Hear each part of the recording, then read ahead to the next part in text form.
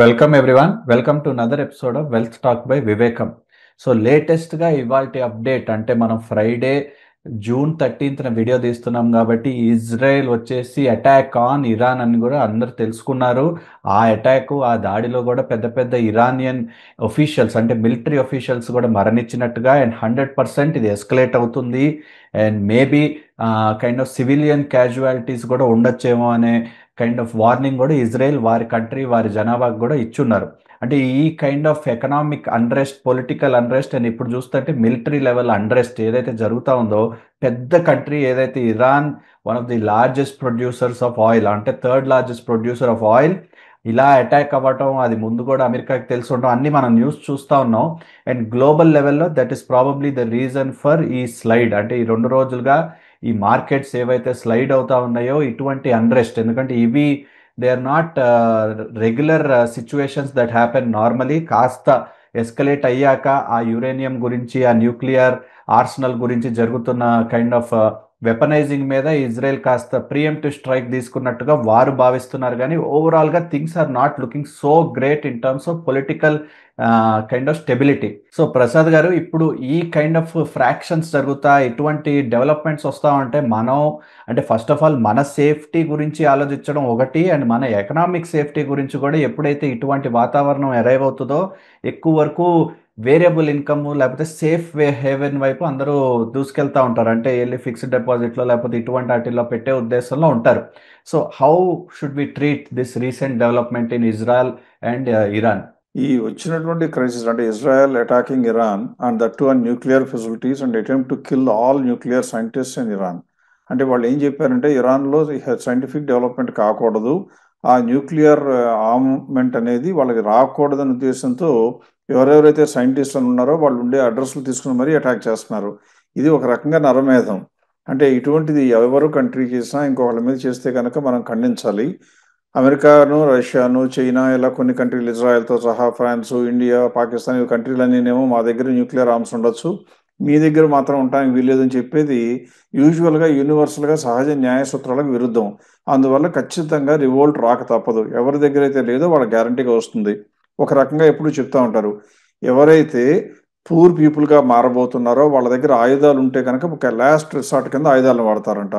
అలా కాకుండా ఎవరి దగ్గర అయితే ఆయుధాలు ఉండవో, ఆస్తులు మాత్రం బాగా ఉంటాయో వాళ్ళేమో భయపడుతూ వీళ్ళు చెప్పిన మాటలకు వింటారంట.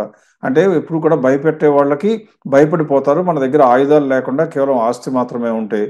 ఇక రెండూ లేని వాళ్ళు ఇట్లాగూ బిందాస్గా బ్రతికేస్తారు. ఇప్పుడు మనం మాట్లాడుతున్నది ఏంటంటే ఇరాన్ దగ్గర ప్రస్తుతం అమెరికా కానీ అగ్రరాజ్యాలన్నీ అనుకుంటుంది ఏంటంటే వాళ్ళ దగ్గర ప్రస్తుతానికి చమురు నిల్వలు ఉన్నాయి కాబట్టి, అంటే అపారమైన సంపద ఉంది, కానీ వాళ్ళ దగ్గర ఆయుధాలు లేవు కాబట్టి మనం నొక్కితే నొక్కించుకుంటారు అన్నట్లుగా విపరీతమైన ఆంక్షలు విధిస్తున్నట్టుగా కనపడుతోంది. ఇది హిందూ ముస్లిము లేదా హిందూ క్రిస్టియానిటీ లేదా ముస్లిం క్రిస్టియానిటీ ఇటువంటి జోవులకు మనం వెళ్లకుండా మనం చెప్పవలసింది ఎకనామిక్ ఫంక్షన్స్ చూస్తే మాత్రం ఈ రకమైన అపోహలో ఉండి వీళ్ళందరూ కూడా కొద్దిగా దుందుడు చర్యలు చేస్తున్నట్టుగా కనపడుతుంది. ఇకపోతే ఇజ్రాయెల్ యొక్క నైపుణ్యం అంటే ఎవరినైనా సరే ఎక్కడున్న ప్రపంచంలో ఏ కోవలో ఏ కోణంలో ఏ మూలలో ఉన్నా సరే ఏ వ్యక్తినైనా వాళ్ళు కనుక హతమార్చాలి అనుకుంటే చాలా ఎఫెక్టివ్గా చేయగలిగిన వాళ్ళు ఇజ్రాయెల్ మించిన వాళ్ళు ఎవరు లేరు. ఇజ్రాయెల్ను అమెరికా కొన్న హెల్ప్ ఎంత మంచిదంటే, నిజానికి ఒక మాట చెప్పాలి ఇక్కడ మనం. ఏప్రిల్లో ఒకసారి మనకి ట్రంప్ ఒక అనౌన్స్మెంట్ ఇచ్చారు. ఏమని, ఇవాళ నుండి నేను 60 days టైం ఇస్తున్నాను, ఇరాన్ మాతో న్యూక్లియర్ డీల్ ఒప్పుకుంటే సరే లేకపోతే మాత్రం దే విల్ ఫేస్ చాలా బ్రహ్మాండ డేంజరస్ కాన్సిక్వెన్సెస్ వస్తారన్నారు. నిజానికి ఆ డేట్ ప్రకారం చూస్తే ఇవాళ అంటే వాళ్ళు అటాక్ చేసిన రోజున 61st day, అంటే 60 days అయిపోగానే ఇజ్రాయెల్కి క్లియరెన్స్ ఇవ్వటం. అదే సమయంలో అమెరికా ఏం చేసింది, తమ పౌరుల్ని, తమ యొక్క డిప్లొమాటిక్ అనే సిబ్బంది ఎవరైతే ఉంటారో వాళ్ళ ఫ్యామిలీస్ అందరినీ కూడా ఇరాక్లోంచి, ఖతార్లోంచి, సౌదీ అరేబియాలోంచి, యుఏఈలో నుంచి అన్ని చోట్ల నుంచి కూడా అమెరికాకు వచ్చేయవలసిందిగా చెప్పింది. కాబట్టి ఇదంతా కూడా ఆషామాషిగా సరదాగా జరిగిన విషయం కాదు. అంటే మిగతా ఇండియా పాకిస్తాన్ యుద్ధమన్నా కొద్దిగా ప్రిడిక్ట్ చేయొచ్చేమో, కానీ ఇది ఎక్కడితో ఆగుతుందా అంటే దాదాపుగా అవకాశం లేదనే చెప్పాలి. కొద్దిగా మనకు వినటానికి తమాయించుకోవడానికి కష్టంగా ఉన్నది, జరగబోయేది మాత్రం ఇది ఎస్కలేట్ అవ్వక తప్పదు. ఎస్కలేట్ అయితే ఆయిల్ రేట్లు పెరగక తప్పదు. ఆయిల్ రేట్లు పెరిగితే ప్రపంచం ఎకానమీ కూడా దెబ్బతినక తప్పదు. అంత మాత్రాన మొత్తం ఆస్తులన్నీ అమ్మేసుకుని బయటకు వెళ్ళిపోవాలంటే లక్కీగా ఎక్కువ మంది దగ్గర ఆయుధాలు ఉన్నప్పుడు అందరి దగ్గర కొద్ది గొప్ప విచక్షణ వస్తుంది. అందువల్ల ఎక్కువ రోజులు కంటిన్యూ అవుదని అనుకోవాలి, కానీ ఎస్కలేట్ అవ్వకుండా మాత్రం ఉండదు. అందువల్ల ప్రతి ఒక్క ఇన్వెస్టర్ కూడా ప్రాఫిట్లు బుక్ చేసుకునే అలవాటు ఉండి తీరాలి. ఒకవేళ ప్రాఫిట్లు బుక్ చేసుకోవడం అలవాటు లేకుండా ఉన్నట్లయితే మీరు కొనుక్కున్న మీరు ఉంచుకుంటున్న కంపెనీలు పనితీరు బాగాలేకపోతేనన్నా వాటినన్నా వదిలించుకోవడానికి ఖచ్చితంగా ఈ సమయం కింద భావించాలి. మీకు భయం మరీ ఎక్కువ కనుక అయినట్లయితే కొంత క్యాష్లోకి మారటం పర్వాలేదు, కానీ అంత భయపడవలసిన అవసరం ఇవాళ రోజున ఉందంటే నా అంచనా ప్రకారం లేదు. అందువల్ల ఇటువంటి పరిస్థితుల్లో ప్రపంచంలో శాంతి సామరస్యాలు మళ్ళీ వస్తే బ్రహ్మాండంగా ఉంటుంది, కానీ అదర్వైజ్ కొద్దిగా వాలటాలిటీ కంటిన్యూ అవడానికి అవకాశాలు గ్యారంటీగా ఎక్కువ ఉన్నాయని చెప్పాలి. రైట్ అండి. అంటే ఇందాక మీరు చెప్పినట్టుగానే 100% కాస్త ఈ వాలటాలిటీ ఉండక తప్పదు. కానీ ఆటిల్లో మేబీ మనం కాస్త ఈ సెక్టర్స్ ఎటువంటి సెక్టర్స్ వైపు కొంచెం దృష్టి ఎక్కువ ఉంటది అండ్ కాస్త అటెన్షన్ ఎక్కువ ఉండి వాలటాలిటీ ఓవరాల్‌గా బ్రాడ్ లెవెల్‌లో వాలటాలిటీ ఎలాగూ తప్పదు. ఈ 2 రోజుల్లో చూస్తే కూడా బ్రాడ్ లెవెల్‌లో ఎలాగూ మార్కెట్స్ పడ్డాయి. కానీ వాటిల్లో చూస్తేనేమో కొంచెం మైక్రో లెవెల్‌లో చూస్తేనేమో డిఫెన్స్ స్టాక్స్ అండ్ అటువంటి స్టాక్స్ ఏమో కాస్త పెరిగినట్టుగా and oil manufacturing, auto and airlines of course airlines గురించి we will cover again. But ఇయన్నీ చూస్తా ఉంటే అవి కాస్త ఎక్కువగా సఫర్ అవుతున్నట్టుగా చూస్తా ఉన్నాం.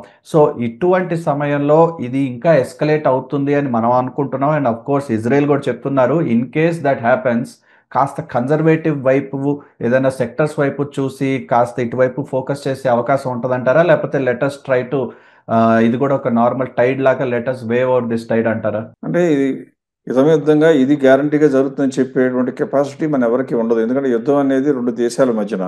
ఆ దేశాల్లో ఎప్పుడు ఎవరికి ఎందుకు కోపం వస్తుందో ఆ కోపం మూలంగా తీసుకున్న చర్యలు ఎంత తీవ్రంగా ఉంటాయో చెప్పలేం కాబట్టి మనం ఆ అంచనాకు దూరంగా వెళ్ళి మన చర్చ అంతా కూడా ఇండియాలో ఉన్న రిటైల్ ఇన్వెస్టర్ల యొక్క పోర్ట్ఫోలియోలకి జాగ్రత్త పడాలి అనుకుంటే కనుక ఏ రకమైన జాగ్రత్త తీసుకోవాలి, ఏ సెక్టర్లు ఇటువంటి యుద్ధాలు వచ్చినా కూడా పెద్దగా దెబ్బ తినవో చూద్దాం. అంటే మనం చేయలేనిది ఏంటి, మార్కెట్లో కనుక సెంటిమెంట్ వీక్ అయిపోతే అన్ని షేర్లు పడిపోతాయి. ఈ సెక్టర్ ఆ సెక్టర్ లేకుండా అన్నీ పడిపోతాయి.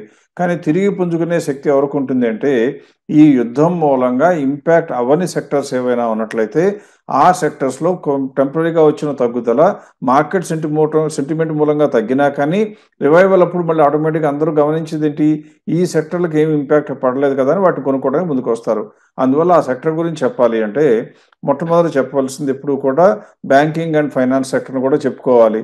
ఎందువలన అంటే రేట్ సెన్సిటివ్ సెక్టర్స్గా చెప్పినా కానీ ఇటువంటి సెంటిమెంట్ వచ్చినప్పుడు పడినా కానీ వాళ్ళు మన గనక వడ్డీకి అప్పిచ్చున్నట్లయితే ఆ అప్పు మీద వడ్డీ యుద్ధం వచ్చింది కదా అని ఒక నయా పైసా తగ్గించరు. అలాగే మనం కట్టలేకపోతున్నాము అంటే మన ఆస్తులు కనుక తనఖాలో ఉన్నట్లయితే అవి గుంజుకోక తప్పరు. అంటే ఎట్టి పరిస్థితుల్లో పైగా వాళ్ళకి ఇంకా అడ్వాంటేజ్ ఏంటి, మన డబ్బులు కొద్దిగా పేమెంట్ లేట్ అయిపోతే వాళ్ళకి పేనల్ ఇంట్రెస్ట్ కూడా వస్తుంది. అలా కాకుండా కనుక టైంకే కట్టామంటేనే డబ్బులు అలా వాళ్ళకి వస్తాయి. అంటే ఆస్తులు తీసుకోవడానికి సెక్యూరిటీ ప్రొటెక్షన్ ఉండి అలాగే ఇంట్రెస్ట్లో ఒక్క రోజు కూడా నష్టపోకుండా ఉండే అవకాశం ఏది ఉందంటే బ్యాంకింగ్ అండ్ ఫైనాన్స్ స్టాక్స్. కాబట్టి వాటికి ఎక్కువ అవకాశం ఉంటుంది. ఇందులో మనం గమనించాల్సింది ఏంటంటే ఈ 2 స్టాకుల్లో ఇంట్రెస్ట్లు వీళ్ళు కట్టవలసింది తగ్గదు కానీ రావాల్సింది కూడా తగ్గదు కాబట్టి గ్యారంటీగా లాభం ఉంటుంది. ఇక మూడో సెక్టర్గా చెప్పాలి అంటే ఎఫ్ఎంసీజీ సెక్టర్స్ కనుక చూసుకున్నట్లయితే ఇండియాలో ఉన్న మార్కెట్లో 65% ఈజ్ డ్రివెన్ బై కన్జంప్షన్. అంటే మన ఇండియన్స్ వాడు తీసుకునేటువంటి ఆహారం మూలంగా, కట్టుకునే బట్టల మూలంగా, ఇళ్ల మూలంగా ఇలా లోకల్ కన్జంప్షన్తోనే 65-66% మనకి జీడిపి ఎక్స్పోర్ట్ అవుతుంది. అందువల్ల ఎఫ్ఎంసీజీ స్టాక్స్ కూడా ఇబ్బంది పడదు. అంటే కొద్దిగా ఆడంబరమైన ఖర్చులు తగ్గించుకునే హోటల్స్కి వెళ్ళిపోవడం తగ్గించుకుంటామేమో కానీ భయం వేసినప్పుడు మనం తిండి ఆపుకోలేం కాబట్టి ఆటోమేటిక్గా ఈ తిండి నెసెసిటీస్ అన్నీ కూడా అలాగే ఉంటాయి. అలాగే ఫార్మాస్యూటికల్స్, జబ్బుకు వస్తే యుద్ధం వచ్చింది కదా అని ఇక్కడ మందులు వేసుకోవడం ఆపలేము కాబట్టి ఫార్మాస్యూటికల్స్తో అసోసియేట్ అయినటువంటి హాస్పిటల్ సెక్టర్, ఇవి తప్ప మిగిలినవన్నీ ఎక్కువగా సెక్టర్స్ మాత్రం ఇంపాక్ట్ అవుతాయి. అంటే ఫర్ ఎగ్జాంపుల్ వైట్ గూడ్స్ ఉన్నాయనుకోండి, ఖచ్చితంగా పోస్ట్పోన్ చేసుకోవడానికి అందరూ ప్రయత్నిస్తారు. అలాగే ట్రావెలింగ్ అనుకోండి, ఖచ్చితంగా తగ్గించుకుంటారు. టూరిజం చేయరు, ఎప్పుడు ఏం బాంబు పడుతుందో తెలియదని భయపడతారు కాబట్టి దీని మూలంగా హోటల్ ఇండస్ట్రీ కూడా దెబ్బతింటుంది.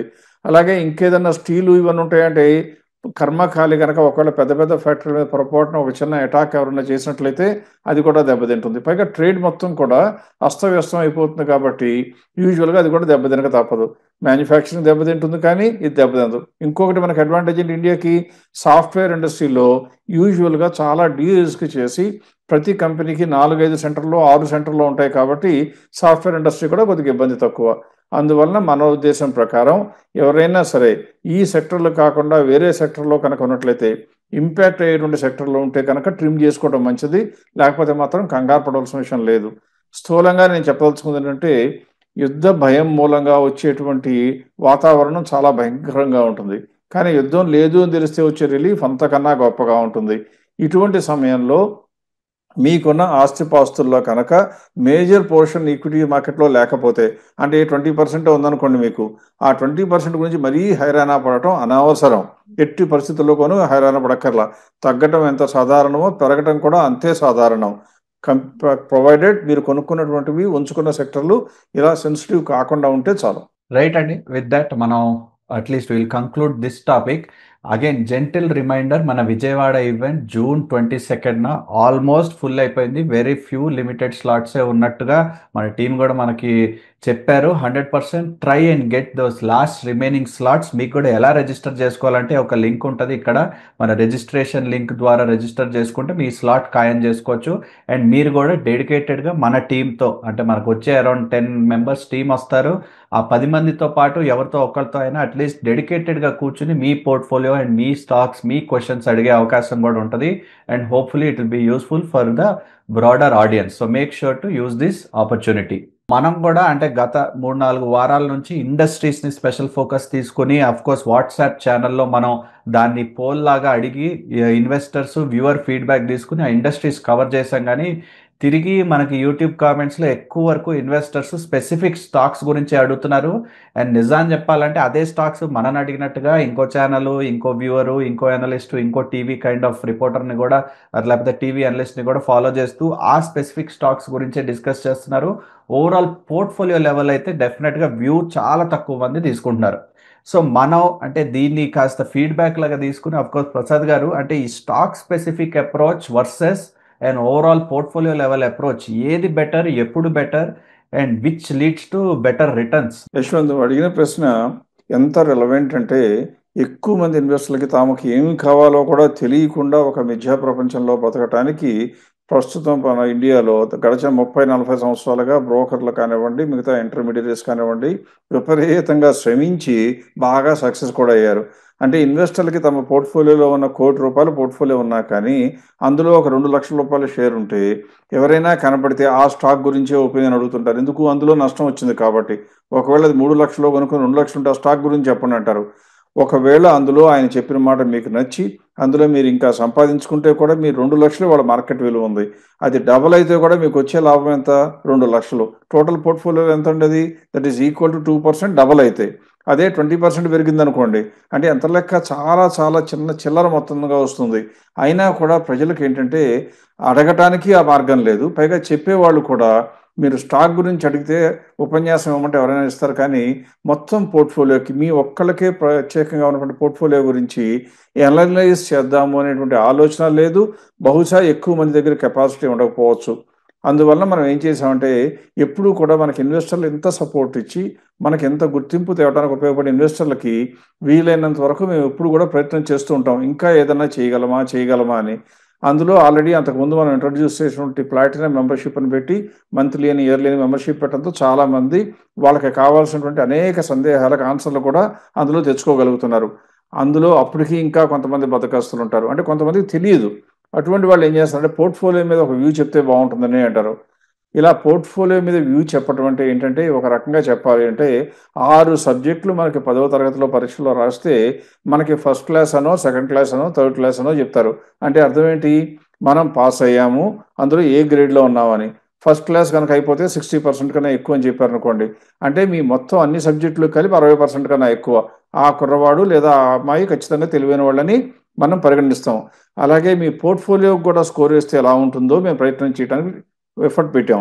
ఆ ప్రయత్నం చేసినప్పుడు ఏం చేసామంటే, మనం చేసే ప్రతి చర్యకి మనకి కనపడగలిగిన ఫలితం ఉన్నట్లయితే మనం చేసే చర్య బాగుంటుంది, ఇన్వెస్టర్లకు కూడా ఉపయుక్తం అవుతుంది. అందుకని మేము ఏం చేసామంటే, మంచి మంచి మ్యూచువల్ ఫండ్స్, కన్సిస్టెంట్ పెర్ఫార్మెన్స్ ఇస్తున్న మ్యూచువల్ ఫండ్స్ యొక్క పోర్ట్ఫోలియోస్కి ఈ స్కోర్ అప్లై చేయడానికి కూడా ట్రై చేసాం. అంటే పోర్ట్ఫోలియోలో ఉన్నటువంటి కంపెనీలన్నిటి మీద ఒక దృష్టికోణం తీసుకుని దాని ప్రకారం అనలైజ్ చేసి 7 వేరియబుల్స్ని డిటర్మిన్ చేసి ఒక్కొక్క వేరియబుల్కి 10 పాయింట్ల నుంచి 25 పాయింట్ల దాకా, అంటే 5 వేరియబుల్స్కి ఏమో 10 పాయింట్లు, ఇంకొక 2 వేరియబుల్స్కి ఏమో 25 పాయింట్స్ ఇచ్చి దాని ప్రకారం స్కోర్ డిటర్మిన్ చేయమని చెప్తే మాకు ఆనందం కలిగించిన విషయం ఏంటంటే బాగున్నటువంటి మ్యూచువల్ ఫండ్స్ కానివ్వండి, పెర్ఫార్మెన్స్ బాగున్న పోర్ట్ఫోలియో లేదా ఇన్వెస్టర్లు కానివ్వండి, వాళ్ళ పోర్ట్ఫోలియోలో ఎప్పుడూ కూడా స్కోరు 92-93% కన్నా ఎక్కువ ఉంటుంది, 93% కన్నా ఎక్కువ ఉంటుంది. బాలేని మ్యూచువల్ ఫండ్స్లో చూస్తేనేమో ఎక్కువ మ్యూచువల్ ఫండ్స్కి ఎక్కడైనా 1-6 మ్యూచువల్ ఫండ్కి బాగాలేకపోయినా స్కోర్ బాగా రావచ్చు, కానీ ఎక్కువ మ్యూచువల్ ఫండ్స్కి స్కోర్ తక్కువ ఉంటుంది. అలాగే రిటైల్ ఇన్వెస్టర్స్ పోర్ట్ఫోలియో చూస్తే దురదృష్టవశాత్తు కొద్దిగా నిరాశాజనకంగా చెప్పాలి అంటే ఎక్కువ మందికి 70% కన్నా కూడా తక్కువ ఉంటుంది. రీటైల్ ఇన్వెస్టర్స్ యొక్క పోర్ట్ఫోలియో పెర్ఫార్మెన్స్ ఎందుకు బాగుండటం లేదు అంటే మన స్కోర్ కనుక 70% ఉంది అంటే 93% ఉన్నాయి బాగుంటున్నాయి అంటే మనకి వాళ్ళకి మధ్యన 23% ఉంటే ఎలా అయితే ఎంట్రన్స్ రాస్తే మనకి సీట్ వచ్చే అవకాశం ఉండదో అలాగే రిటైల్ ఇన్వెస్టర్స్ కూడా పోర్ట్ఫోలియోలో కొన్నో గొప్ప అవసరమైన మార్పులు చేసుకోకపోతే సక్సెస్ అవడానికి అవకాశం తక్కువ ఉంటుంది. ఇదంతటినీ కూడా సర్వీస్ని ఆటోమేట్ చేయడానికి ఇంకొంత సమయం పట్టవచ్చు, బహుశా 1 వారం 2 వారాలు, అంతకన్నా ఎక్కువ పట్టదు. ఆ పట్టినప్పుడు మీ అందరి దృష్టికి తీసుకొచ్చి మీలో ఎవరైనా సరే మీ పోర్ట్ఫోలియో స్కోర్ తెలుసుకోవాలి అనుకుంటే చెప్పడం, అందులో ఏమేమి మార్పులు చేస్తే మీకు స్కోర్ పెరగడానికి అవకాశం ఉంటుందో కూడా చెప్పే ప్రయత్నం చేద్దాం అనుకుంటున్నాం. దాని గురించి మీ ఒపీనియన్స్ని ఈ వీడియోలో కామెంట్స్లో పెట్టండి. మీ అందరి కామెంట్స్ చూసి ఇంకా ఏదైనా మీకు కోరికలు ఉన్నట్లయితే అది కనుక సాధించడానికి మరీ ఎఫర్ట్ పెట్టక్కర్లేని అవకాశం ఉంటే ఖచ్చితంగా అవి కూడా ఇన్కార్పొరేట్ చేయడానికి ట్రై చేస్తాం. ఇది కేవలం ఇన్వెస్టర్లకి బాగు చేయడానికి, మంచి చేయడానికి, ఒక్క స్కోరుతో మీ యొక్క స్ట్రెంగ్త్ తెలుసుకోవడానికి ఉపయోగపడాలనే ఉద్దేశంతో తీసుకొస్తున్నటువంటి న్యూ ఫీచర్ ఫ్రమ్ వివేకం. బహుశా ఈ మధ్య కాలంలో లేదా రాబోయే కనీసం 6 నెలల నుంచి 1 ఇయర్ కాలంలో బహుశా ఇండియాలో ఎవరు సాధ్యం కాకపోవచ్చు. ఒకవేళ చేస్తే మంచిదే, ఎంత మంచి వాళ్ళు ఇంకా పెద్ద పెద్ద వాళ్ళు వస్తే కాంపిటీషన్ పెరిగితే మేము కూడా మెరుగుపరుచుకుంటాం, మనందరం కూడా మెరుగుపడతాం. కానీ బహుశా ఎక్కువ మంది ప్రయత్నం చేయలేకపోవచ్చు అనుకుంటున్నాం. మీకోసం మాక్సిమం ఇంకో 2 వీక్స్లో తీసుకొస్తామని చెప్తున్నాను. రైట్ అండి, 100%. ఇప్పుడు ప్రసాద్ గారు చెప్పినట్టుగా డెడికేటెడ్ రిపోర్ట్ లాగా తయారు చేసి మీ స్కోరు, ఆ స్కోర్ యొక్క ఇంపార్టెన్స్, పాత రోజుల్లో గత రోజుల్లో ఎలా ఉండింది, స్కోర్ ఎలా మూవ్ అయింది, మ్యూచువల్ ఫండ్స్ యొక్క స్కోర్లు ఎలా ఉన్నాయి, అండ్ ఓవరాల్ హోలిస్టిక్ వ్యూ ఇచ్చే అవకాశం ఉంటుంది. అప్పుడు మీరు కూడా వెరీ ఫ్రాంక్లీ అసెస్ చేసుకోవచ్చు, నా పోర్ట్ఫోలియో ఎక్కడుంది, నేను ఎక్కడున్నా, నా ఎకనామిక్ కైండ్ ఆఫ్ ఫ్యూచర్ కూడా ఎలా ఉంటుంది అనేది కూడా మీరు మీ అంతటా మీరు ఆన్సర్ చేసుకోగలుగుతారు. రైట్. సో అదే సమయంలో మనం రానున్న రోజుల్లో కూడా డెఫినెట్గా ఇంకా ఎంగేజ్ చేసే ప్రయత్నం చేస్తున్నాం. వాట్సాప్ ఛానల్ ద్వారా already around 3000 or other 2800 subscribers already వచ్చున్నారు. దాంట్లో యాక్టివ్గా ఉంటున్నారు, ఫీడ్బ్యాక్ ఇస్తున్నారు, stock specific kind of information కూడా ఇస్తూ ఉన్నాం. అదే కోణంలో 100% we're going to start YouTube live. ఆ యూట్యూబ్ లైవ్లో కూడా ఇన్ని రోజులుగా రైల్వేస్ ఏదైతే పక్కన పెట్టున్న ఇండస్ట్రీ ఉందో, ప్రతిసారి సెకండ్ ప్లేస్ వస్తున్న పోల్లో ఏదైతే రైల్వేస్ ఇండస్ట్రీ ఉందో దాన్ని తప్పకుండా కవర్ చేసి ఎంగేజింగ్గా చేసే ప్రయత్నం, ఎంగేజింగ్గా చేసే అవకాశం ఉంటుంది. కాబట్టి will try and make it more active. Questions ఇచ్చి క్వశ్చన్స్ని ఆన్సర్ చేసి మీకు కావాల్సిన ఇన్ఫర్మేషన్ ఏంటి అని కూడా తెలుసుకునే ప్రయత్నం అండ్ ఇచ్చే ఉద్దేశం కూడా, ఇచ్చే అవకాశం కూడా మాకు ఉంటుంది. So 100% we will be coming up soon with YouTube live. తప్పకుండా మన సబ్స్క్రైబర్స్కి స్పెషల్గా దానికి యాక్సెస్ ఉంటుంది. మన యూట్యూబ్ సబ్స్క్రైబర్స్కి we will make it accessible in the next few weeks. ఆ ఫ్యూ వీక్స్లో కూడా మనం 1 or 2 or 3 వీడియోస్ చేసి దగ్గరికి వచ్చే ఉద్దేశం మాకు తప్పకుండా ఉంది. ఈ వారం మనం ఇన్ని రోజులుగా ఇండస్ట్రీస్ గురించి కవర్ చేస్తున్నాం. మనం ఈ ఒక్క వారం మాత్రం స్టాక్స్ ఏవైతే రిపీటెడ్గా క్వశ్చన్స్ వస్తూ ఉన్నాయో మన యూట్యూబ్ కామెంట్స్లో వాటిల్ని కవర్ చేసే ప్రయత్నం చేద్దాం. సో ఫస్ట్ అండ్ ఫార్మోస్ట్ మనం బ్యాంకింగ్ కవర్ చేసాం, ఎన్బిఎఫ్సి కూడా టచ్ చేసాం. కానీ సౌత్ ఇండియా బ్యాంక్ బహుశా మిస్ అయ్యామో, లేకపోతే దాని గురించి ఎక్స్ట్రా ఫోకస్ ఉందేమో, కానీ ఇన్వెస్టర్స్కి సౌత్ ఇండియా బ్యాంక్ ఇటు రోజు ఈ సమయంలో మంచి చాయిసా? రిజల్ట్స్ కూడా మనం చూస్తున్నాం, results continue to be strong. So Prasad గారు, సౌత్ ఇండియా బ్యాంక్ ఎలా ఉంది as a prospect? South Indian bank గురించి మాట్లాడాలంటే యశ్వంత్, ఈ స్టాక్ ఎక్కువ మంది మనం అడుగుతున్నమాట కరెక్ట్. ఈ స్టాక్ గతంలో మన ఇన్వెస్టర్లకి చెప్పటం, వాళ్ళు కొనుక్కోవటం, లాభపడటం కూడా జరిగిపోయింది. ఆ తర్వాత ఈ రోజున కనుక మనం చూసినట్లయితే ఎప్పుడూ మనం చెప్పేటువంటి థియరీ ప్రకారం ఏ స్టాకు మంచిదైనా విపరీతంగా పెరిగినప్పుడు ప్రాఫిట్ బుక్ చేసుకోవటం ఇన్వెస్టర్ల యొక్క ప్రథమ కర్తవ్యం అని చెప్తూ వస్తాం. అందువల్ల ఈ స్టాక్ ఇప్పుడు ఎలా ఉందని చూస్తే స్క్రీన్ మీద మీరు చూసినట్లయితే మీకు అర్థమవుతుంది. 2023 జూన్ నుంచి ఇప్పుడు వరకు అంటే మార్చి వరకు డేటా తీస్తే సేల్స్ పెరుగుతూనే వచ్చాయి, అలాగే అలాగే గ్రాస్ ప్రాఫిట్ పెరుగుతూనే వచ్చింది, నెట్ ప్రాఫిట్ పెరుగుతూనే వచ్చింది, ట్యాక్స్ పెరుగుతూనే ఉంది, అలాగే ప్రాఫిట్ ఆఫ్టర్ ట్యాక్స్ కూడా అన్నీ పెరుగుతూనే ఉన్నాయి. కానీ మీరు మార్జిన్స్ కనుక చూస్తే 4 క్వార్టర్ల క్రితం 13%కి అయిపోతే 4 క్వార్టర్ల తర్వాత 1% ప్రాఫిట్ మార్జిన్ పెరిగింది. అంటే ఎంత నుంచి 1160 కోట్ల నుంచి 1100 కోట్లకు వచ్చింది. అదే సమయంలో మార్కెట్లో ధర ఎంత పెరిగిందని చూస్తే మీరు స్క్రీన్ మీద చూస్తున్నట్లుగా ఏప్రిల్లో 22, 23లో ఉన్న కంపెనీ ఇప్పుడు 29, 30కి వచ్చేసింది. అంటే ₹6 కదా పెరిగింది అనేవాళ్ళు ఒకళ్ళు, కానీ 30% కూడా పెరిగింది కదా అనేవాళ్ళు ఇంకొకళ్ళు. మనం 30% కూడా పెరిగిందని ఒప్పుకోవాల్సిన కేటగిరీలో ఉంటాం. అందువల్ల ఇప్పుడు ఇక్కడ నుంచి విపరీతంగా పెరిగే అవకాశం ఉందా అంటే ఈ కంపెనీకి బ్యాంకింగ్ స్టాక్స్లో ఉన్న బ్యాంక్ స్టాక్లని మంచివని మనం పదే పదే చెప్తున్నా మిగిలిన బ్యాంకులతో పోలిస్తే ఈ బ్యాంక్ అంతగా అవకాశం కనపడటం లేదు. అందువల్ల ఈ కంపెనీ గ్రోత్లో ఉంది అని చెప్తున్న మాట కరెక్టే. గ్రోత్లో ఉన్నా కూడా ఫెయిర్ ప్రైస్ చూస్తే 29.57 ఉంటే మార్కెట్లో ఆల్రెడీ 29.75 వాళ్ళు తగ్గిన తర్వాత, అంటే నిన్నటి వరకు చూస్తే అమ్ముకోవాల్సిన షేరు. అందుకే మనం బ్యాంకింగ్ స్టాక్స్ కవర్ చేసినప్పుడు కొన్ని స్టాక్స్ రాకపోవచ్చు. ఇది నా ఉద్దేశం ప్రకారం కొనుక్కోవాల్సిన అవసరం ఏమాత్రం లేని కంపెనీగా చెప్పాలి.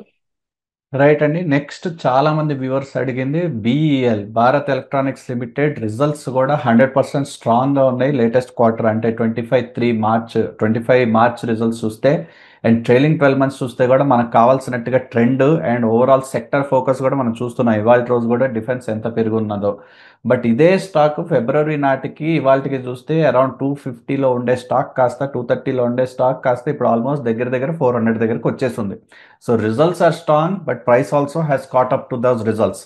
ఇంకా దానిలో వాల్యూ ఉందా, లేకపోతే ఇప్పుడు better to look at something else that is more valuable అంటారా? ఎప్పుడు కూడా ఒకటే ప్రిన్సిపల్. ఎప్పుడైనా సరే ఒక తెలుగులో ఒక సామెత చెప్తా ఉంటారు, ఇల్లు కాలి ఒకళ్ళు ఏడుస్తుంటే చుట్ట అంటించుకోవడానికి నిప్పు దొరికింది కదా అని ఆనందపడ్డాడని. అలా దేశాలు ప్రపంచం మొత్తం యుద్ధ వాతావరణంలో భయంతో కంపించిపోతుంటే ఈ యుద్ధం సమయంలో డిఫెన్స్ ఎక్విప్మెంట్కి బాగుంటుంది కదా అనుకునే వాళ్ళు కొంతమంది, ఆ వస్తుంది అనుకుని ఆ వచ్చే ఆర్డర్లంతా ఇండియా మీద విరివిగా పడిపోయినట్టుగా, పడిపోతే మనకేమి రా మెటీరియల్ సప్లైలో కన్స్ట్రెంట్స్ ఏమీ లేకుండా ఎంత కావాలన్నంత ప్రొడ్యూస్ చేసి అమ్ముకోగలమన్నట్లుగా, అందులో కూడా ప్రైవేట్ పార్టిసిపెంట్స్ కన్నా గవర్నమెంట్ కూడా బ్రహ్మాండంగా చేస్తాను ఊహించుకుంటూ బీఈఎల్ లాంటి స్టాక్ని కనుక మీరు ఇప్పుడు ఒకసారి స్క్రీన్ మీద చూస్తే మీ దృష్టిని నాతో పాటు ఒకసారి కేంద్రీకరిస్తే మీకే అర్థమవుతుంది. 17,000 కోట్లు ఉన్న టర్న్ ఓవర్ 23,000 కోట్లకు వచ్చింది గత 2 సంవత్సరాల్లో.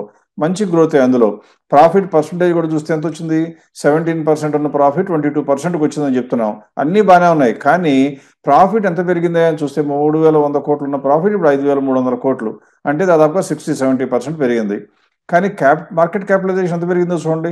91,000 crores ఉన్న మార్కెట్ క్యాపిటలైజేషన్ ఇప్పుడు 2,20,000 కోట్లు, అంటే డబల్ కన్నా కూడా ఇంకా 50%, 250% పెరిగింది. అంటే అర్థం ఏంటి, ఎర్నింగ్స్ పెరుగుతున్నాయి, అవకాశాలు పెరుగుతున్నాయి, కానీ ఇంకా 2-3 ఏళ్లలో వచ్చే అవకాశాలకు సరిపడా ప్రైస్ కూడా ఇవాళ పెరిగి కూర్చుంది. అందువల్ల ఈ రోజున కొనుక్కోవడానికి అనువుగా ఉందంటే కంపెనీ మంచిదైనా తగ్గితేనే కొనుక్కోవాల్సిన పరిస్థితిలో ఉన్నది బీఈఎల్.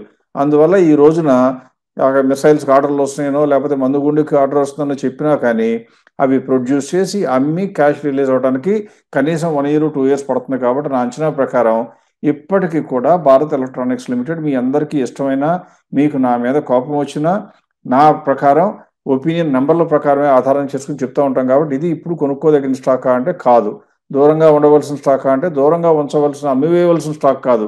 ఎందుకు అంటే ఇవాళ మార్కెట్ ప్రైస్ 13th June మనం ఇవాళ ఈ వీడియో చేసేటప్పుడు 396 ఉంటే దాని ఫెయిర్ ప్రైస్ ఎంత ఉందండి, 450. సో ఆ కాస్త ₹50 ఉంచుకుంటే ఉంచుకోండి, కానీ లాంగ్ రన్లో ఉంచుకుంటారనేటువంటి అపోహలకు మాత్రం వెళ్ళకూడదు. ఎట్టి పరిస్థితుల్లో కూడా ఈ కంపెనీని కూడా ఇంతకుముందు సౌత్ ఇండియన్ బ్యాంక్ ఎలాగైతే చెప్పానో ఈ కంపెనీ గురించి కూడా కొద్దిగా ఆలోచించుకోవటం, ఇందులో నుంచి వేరే డిఫెన్స్ స్టాక్లో కన్నా వెళ్ళండి, కానీ ఇందులోనే మాత్రం ఉండే ప్రయత్నం చేయటం ఇన్వెస్టర్ల పాకెట్కి అంత మంచిది కాదేమో నా భావన.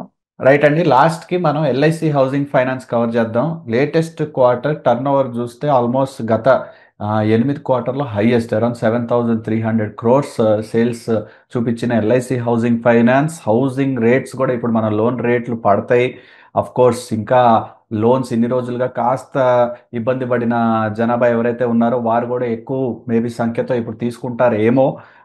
Because of the lowering of the interest rate. అది ఒక పక్క ఆస్పిరేషన్. అంటే ఇందాక మీరు చెప్పినట్టుగా ఈ వాలటాలిటీ ఉన్నప్పుడు, వార్ టైమ్ సినారియోలో ఉన్నప్పుడు 100% సేఫ్ హేవెన్ వైపు ఉంటారు కాబట్టి మేబీ దాన్ని కాస్త పుష్ చేసే అవకాశం ఉంటుందో లేదో it's a different discussion for different day. ప్యూర్గా నెంబర్స్ చూస్తేనేమో ఇందాక బిఈఎల్ లాగా లేకపోతే సౌత్ ఇండియా బ్యాంక్ లాగా రైజ్ అయిన స్టాక్ అయితే కాదు, but fundamentally still very strong. So ఇటువంటి సమయంలో LIC housing finance with this recent drop in interest rate correct time to buy అంటారా, లేకపోతే more let's keep it away and move towards safer kind of avenues at this time అంటారా? LIC housing finance అనేది ఇల్లు కట్టి అమ్మదు. ఇల్లు కట్టబడి ఉంటే మీ దగ్గర డబ్బు ఉండి కొనుక్కుందామనే కోరికలు ఉంటే ఖచ్చితంగా కొనుక్కోదలుచుకున్నప్పుడు అప్పు ఇవ్వడానికి ఎల్ఐసి హౌసింగ్ ఫైనాన్స్ ఉంటుంది. కాబట్టి ఎల్ఐసికి వచ్చే డబ్బులన్నీ కూడా తక్కువ ఇంట్రెస్ట్ రేటుతోనూ దాదాపు ఇంట్రెస్ట్ లేకుండానో కొద్దిగా వస్తూ ఉంటాయి. కాబట్టి ఎల్ఐసి హౌసింగ్ ఫైనాన్స్కి వచ్చే అడ్వాంటేజ్ ఏంటంటే వాళ్ళు కట్టే ఇంట్రెస్ట్ ఏమో మరీ అంత ఎక్కువ ఉండదు, కానీ వచ్చే ఇన్కమ్ మాత్రం చాలా ఉంటుంది.